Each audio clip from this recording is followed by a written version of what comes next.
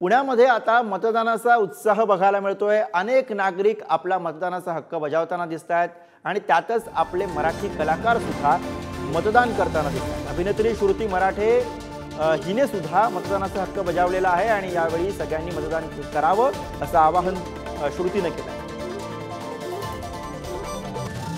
आहोत आणि पुण्यात आता सगळीच लोक मतदानाचा हक्क बजावतात। श्रुती माझ्यासोबत खूप खूप स्वागत आहे। खूप छान सकाळ झाली आहे आणि काय सांगशील? अरे मस्त, म्हणजे इनफॅक्ट मला वाटलं मी सकाळी 7 वाजता येईन आणि पहिलं मतदान करून जाईन, पण 7 वाजता इतकी लोक होती मतदान करायला, which I am happy to see. आणि लोकांनी मतदान केलंच पाहिजे आणि आता संख्या येत राहते आणि आज मतदान होत आहे, सो ही संख्या बघून बरं वाटतंय। पण या संख्येनुसार अनेक ठिकाणी आता वोटिंग कमी सुद्धा झालंय, काय अपेक्षा तुझी आज? कमी झालंय हे दुर्दैव आहे। लोकांनी मतदान हे केलंच पाहिजे। म्हणजे जरी तुम्हाला कुठलाही पक्ष आवडत नसेल, नेता आवडत नसेल, तरी आपल्याकडे नोटा हा पण एक ऑप्शन आहे।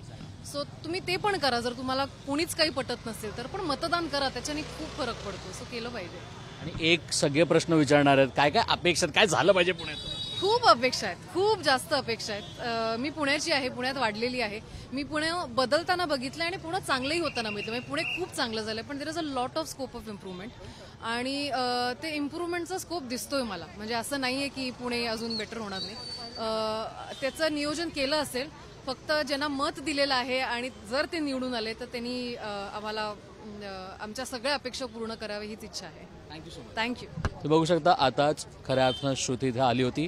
पुण्याचं मतदान सुरू झालेलं आहे आणि सगळेच कलाकार मंडळी जे पुण्याचे आहेत ते सगळे वेळात वेळ काढून मतदान करत आहेत। खरं तर शूटिंगला मुंबईत जात आहेत, पण मतदान करूनच ते पुढे जात आहेत। ओमकार सोबत श्रेयस, पुढारी न्यूज, पुणे।